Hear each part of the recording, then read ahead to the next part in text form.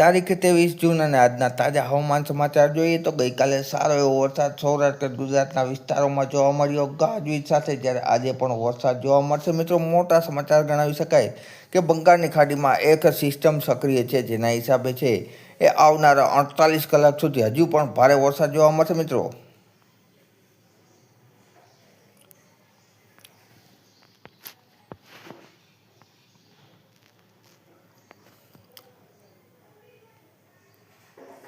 તારીખ 23 અને સાંજના તાજા હવામાન સમાચાર જોઈએ તો મધ્ય ગુજરાતના વિસ્તારો જેમ કે અમદાવાદ તેમજ સાથે સાથે વડોદરા વિસ્તારોમાં, આ ઉપરાંત ભાવનગર, સુરતમાં સારો એવો વરસાદ જોવા મળશે. ગાજવીજ સાથે મિત્રો વરસાદ જોવા મળશે. ત્યારબાદ આપણે આગળની વાત કરીએ તારીખ 24ની, તો તારીખ 24 દરમિયાન છે એ ખાસ કરીને મધ્ય અને દક્ષિણ ગુજરાતમાં વરસાદનું જોર રહેશે, જ્યારે સૌરાષ્ટ્રના વિસ્તારોમાં ફક્ત છાંટાછૂટી અને ઝાપટા જોવા મળશે. અને આ ઉપરાંત કચ્છના દરિયાકાંઠાના વિસ્તારોમાં છે એ છાંટા જોવા મળશે. મિત્રો, અને જ્યારે અન્ય વિસ્તાર છે એ કોરો જોવા મળશે. આપણે 25 તારીખની વાત કરીએ તો 25 તારીખના રોજ તમે જોઈ શકો છો મધ્યપ્રદેશમાં જે બંગાળની ખાડીમાં સિસ્ટમ છે ધીરે ધીરે છે એ ઉત્તર પશ્ચિમ તરફ ગતિ કરી અને ગુજરાત તરફ આવશે, જેના હિસાબે ગુજરાત રિજિયનના વિસ્તારો જેમ કે ઉત્તર ગુજરાત, મધ્ય ગુજરાત, દાહોદ, અમદાવાદ, મહેસાણા, વડોદરા, સુરત, વલસાડ, નવસારી સહિતના દક્ષિણ ગુજરાતમાં ગાજવીજ સાથે વરસાદ જોવા મળશે. મિત્રો,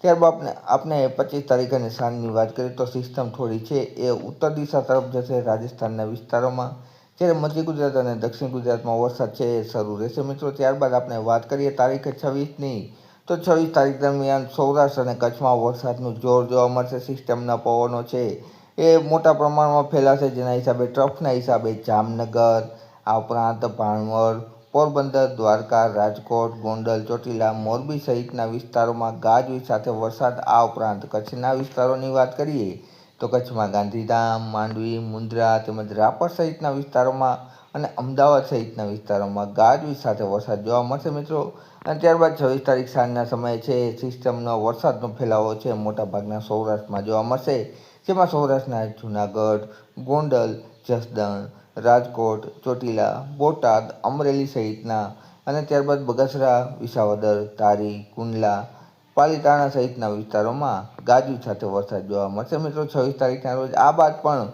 તારીખ 30 જૂન સુધી વાતાવરણ સારું રહેશે, જેને લગતી વાત છે એ આવનારા વિડીયોમાં તમારી સમક્ષ રજૂ કરતા રહીશું. માટે અમારી ચેનલને છે એ સબસ્ક્રાઈબ કરી લેજો, તેમજ આ વિડીયોને વધુમાં વધુ ખેડૂત ગ્રુપો સુધી શેર કરી દેજો. મિત્રો, વિડીયો જોવા બદલ ખૂબ ખૂબ આભાર.